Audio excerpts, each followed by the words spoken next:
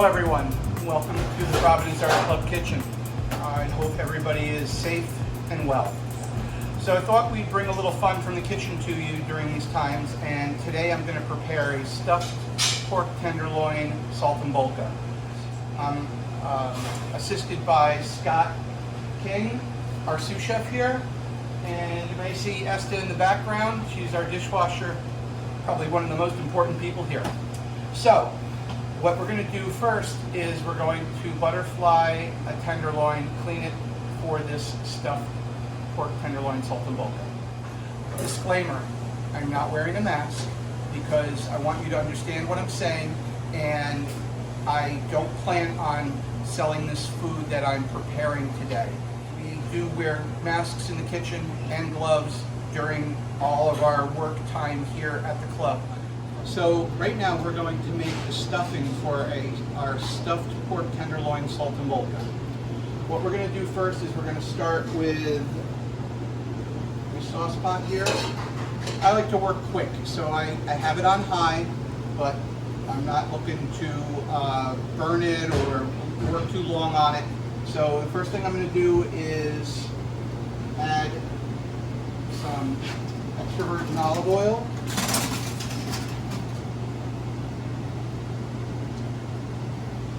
Some people say, oh, extra virgin, you can't bring it too high of a heat. You can, just not for too long, and it does add flavor, which I like. All right, so for that, I'm going to add my garlic, which has been chopped.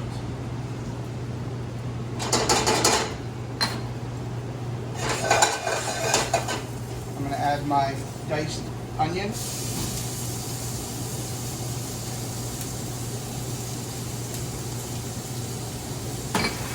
I'm going to add my diced celery.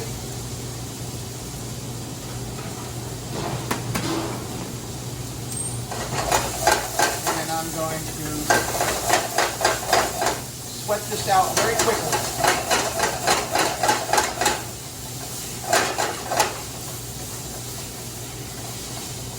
So to do this, I'm going to add some fresh chicken stock that we just made today.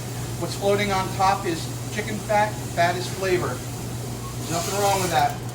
So that's in here right now. That's going to come to a boil. That's going to cook my celery, my onions, and my garlic. I'm going to add some chopped sage.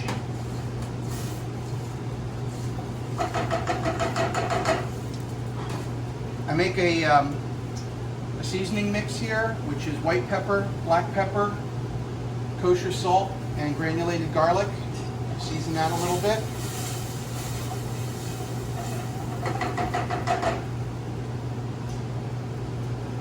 And then I have here some diced dinner rolls, day old, so they have a little firmness to them.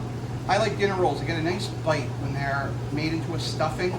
They're not crunchy like the Pepperidge Farm, crouton-like stuffing, and it's not breadcrumb, which is almost, it's so small that it almost like purees when you are using it.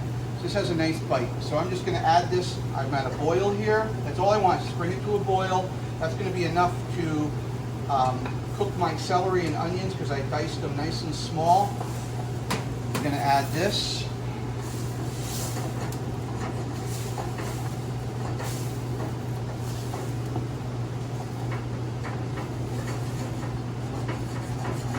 And as you can see here, I've got more liquid than the bread, but the bread's going to absorb most of it, but it's not going to absorb all of it. It's going to be a little too wet. So we want to, at this point, I just want to turn it off, and we're going to transfer it to a bowl. Now, we're going to use a little video magic, because as you can see, this is hot, just made. You never want to stuff something with a hot, even a warm stuffing. Warm only if you're going to stuff it and pop it right in the oven. You never want to stuff something, a turkey or a pork tenderloin or anything with a warm or hot stuffing and then refrigerate it, because it just won't work. And you have the chance of getting sick from the bacteria that would be growing from it sitting too long at a danger zone temperature. So there's extra liquid in here, but my bread's going to absorb some of it, but it's not going to absorb all of it. So I'm going to add panko, plain panko. Panko is going to absorb the rest of my liquid.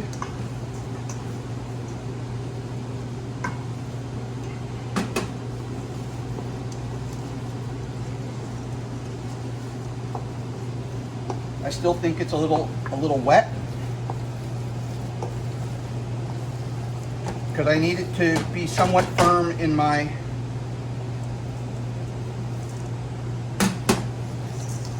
pork tenderloin, and the amount of stuffing I have here is for the 2 pieces of pork tenderloin that you have in the package. They come 2 to a package, so you would just split this in half,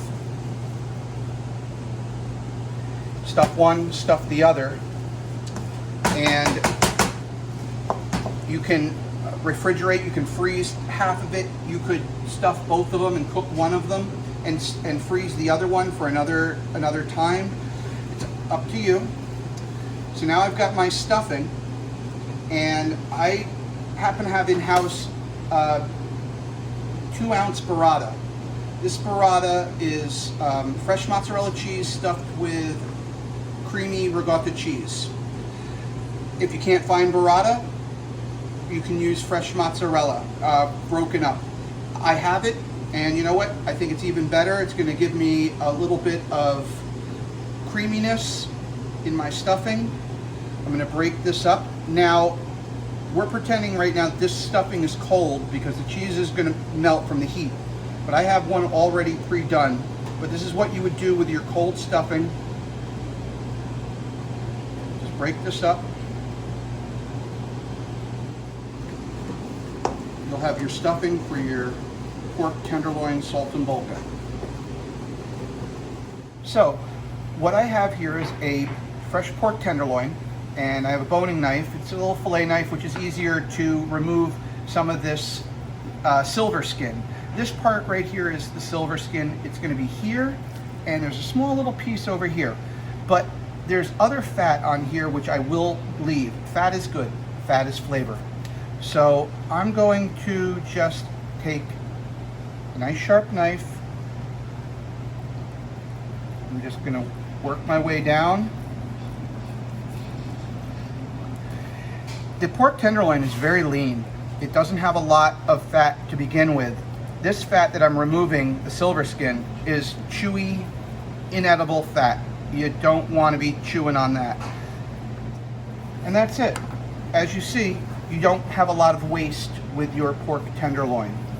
So, what I'm going to do here is I'm going to remove this one piece here, and that's going to be like a little band-aid, a little patch that I'm sure I'll need, and I'm going to butterfly it. I'm sure I'm going to need it because butterflying for anybody isn't an exact science. It happens that sometimes you have a little hole and you have to mend it some way, and the best way to do it is with the actual protein that you're using. So I would do the same thing if I was butterflying open salmon, or if I was doing a beef roast or anything like that. So now I'm going to use a slicing knife, and I'm going to slice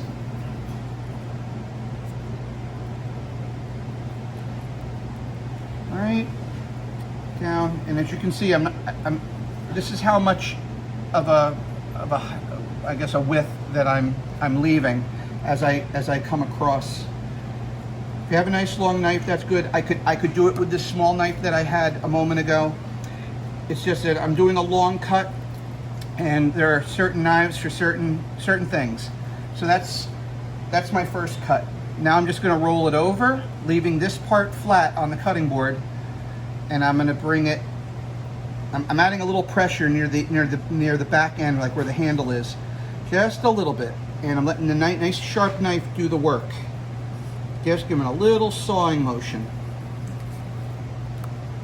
Pick it up, move it over.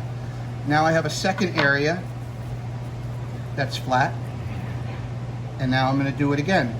And I'm going to keep doing this until I get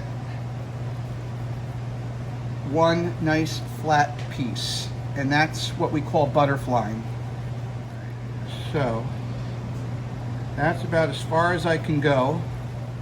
I have a little thick part here, so I just did a straight cut down just to keep it flat. And that is butterflying a pork tenderloin. Now I'm going to show you how to, we're going to pound it. It's going to get bigger. See, a nice hole there, but that's okay. I'm not worried about it at all. Just want to make everything flat. My little piece over here. A trick I use is, instead of plastic wrap to pound out, I use a Ziploc bag. It's stronger, and just throw it out. The plastic wrap isn't as strong. It tends to get stuck into the rib. I'm sorry, the pork tenderloin. So I'm just doing a light pounding. You're looking for an even surface all the way around, so it cooks evenly, and you don't have a thick piece of meat on one side and thin piece on the other. All right, let's fold that over. We all set there. Now I want to kind of square myself off here. All right, I'm looking for any holes, any visible holes that I see, and right now I think I'm good. I'm going to just grab my small knife here, and I'm going to Band-Aid here, and I'm going to Band-Aid here, just like that. I'm going to grab my mallet again, a little bit of Ziploc, and just kind of, I'm just tapping that in. Protein is almost like a natural glue, so this meat will stick to itself. All right. So next thing I'm going to do is I'm going to take thinly sliced Parma prosciutto ham. I'm going to do 4 slices, and you want to leave yourself a perimeter. So I'm only stuffing the inside here. Leaving meat on the outside because I want that to work as a glue. 4 nice slices, and that is the beginning. So what we're going to do now is we've got our cold stuffing, and I'm going to add some chopped parsley. The parsley is color and flavor, but you don't really need to add it to the stuffing when it's hot, because the heat would just cook the parsley too much. You wouldn't get to see the nice green, and you have a better chance of the green holding up when you go to slice it. I'm just gonna take this cold stuffing, smear it flat, again leaving a perimeter. What we're gonna do now is my long knife. I'm going to use this to kind of go underneath.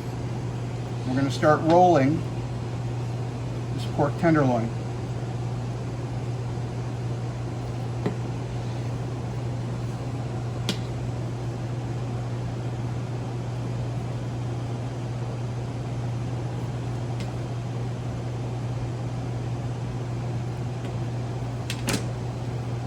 Nice tight roll.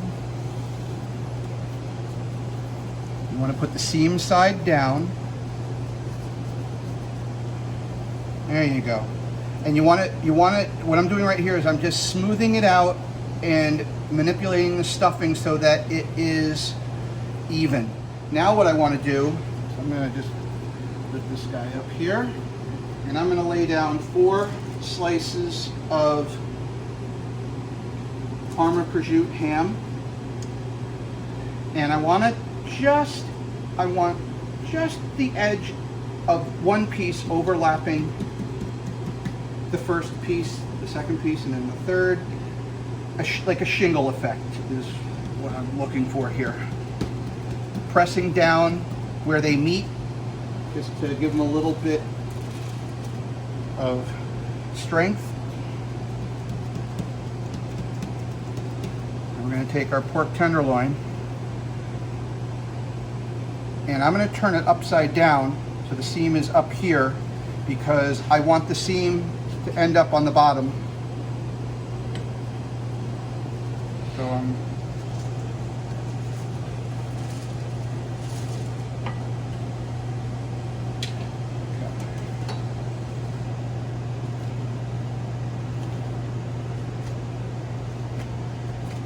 that is our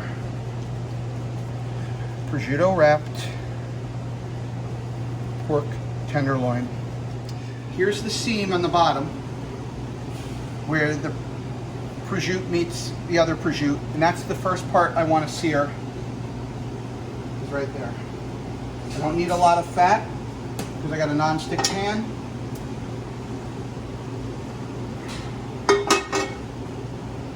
And you want it nice and hot. So there's my sear. I'm going to give it a few moments on that.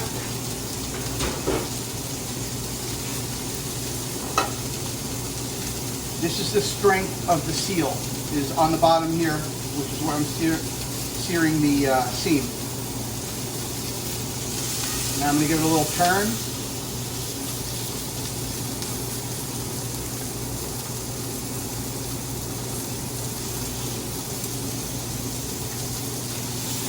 Another little turn.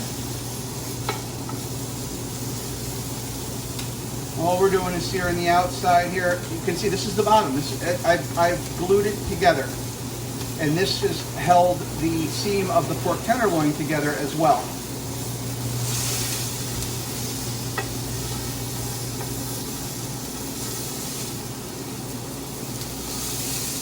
Now we're going to cook this in a 400-degree oven for about 35 minutes. If you have that's a convection oven time and temperature. If you have a conventional oven, I would recommend cooking it to a 150-degree Fahrenheit internal temperature.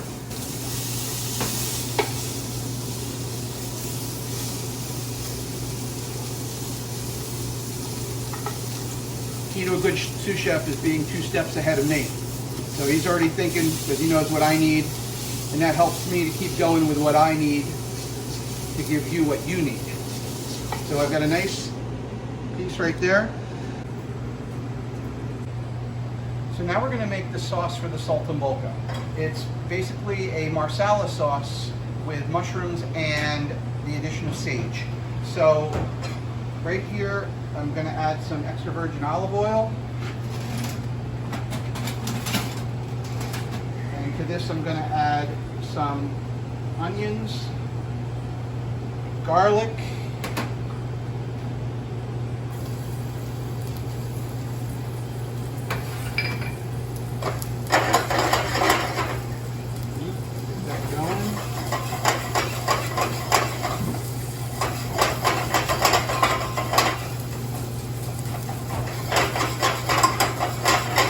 I'm on a high heat and sauteing. I'm just kind of jumping the food a little bit here, moving the onions. Going to add the garlic. Not looking for a lot of color.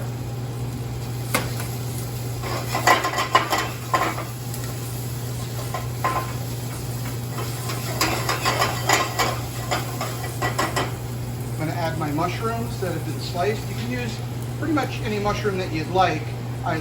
These are button mushrooms, but you could use portobellos, creminis, which are baby portobellos. You could use shiitake mushroom, but traditionally it's a large button mushroom. You can slice it, or a medium size that you could quarter, or even a small button mushroom that you could leave whole.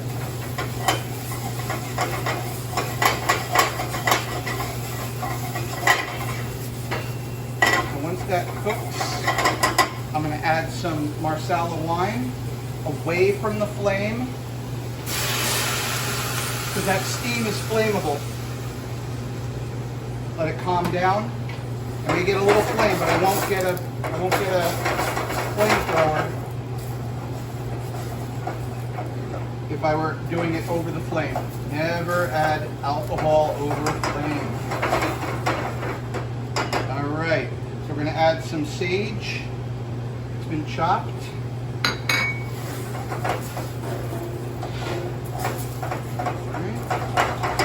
And we don't want to cook that marsala out too much.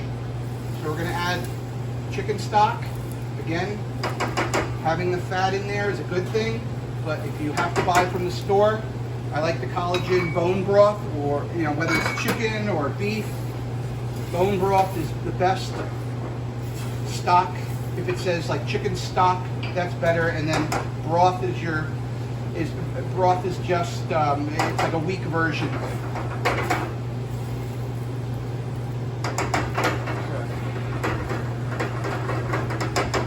All right, so to that we're going to season it with a little seasoning mix, which I told you was kosher salt, white pepper, black pepper, and granulated garlic. Okay. Now we're going to add some ketchup.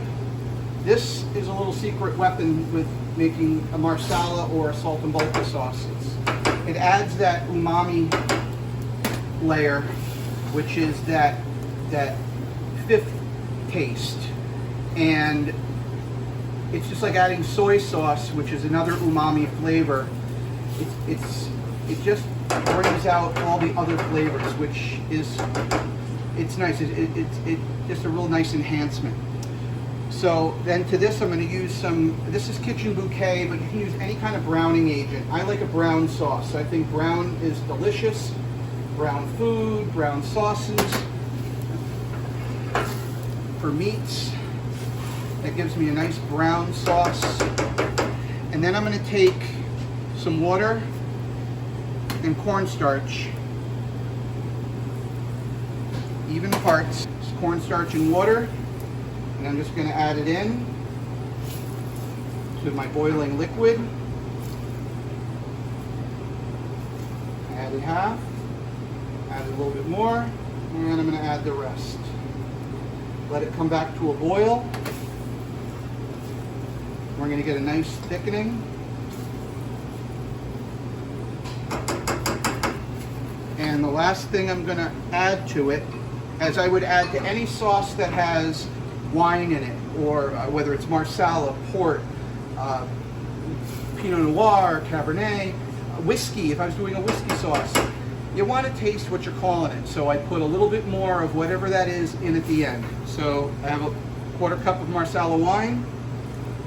Put that right in there. I'm going to let that cook off just a little bit, but not much, because I want to taste marsala in my marsala sauce.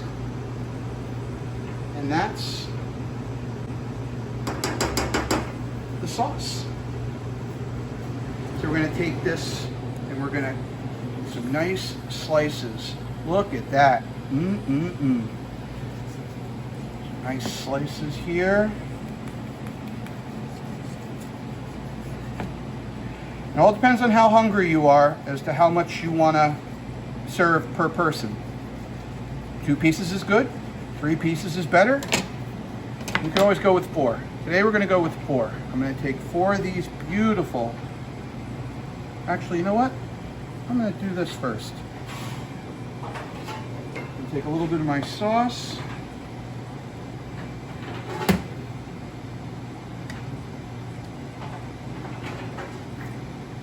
My sauce on the bottom here.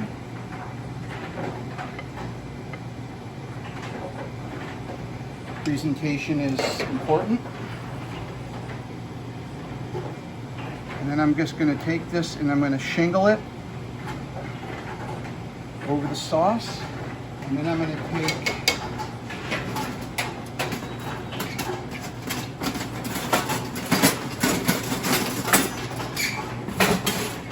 slotted spoon. I'm going to get my mushrooms and my onions. I'm going to go right over the top of that.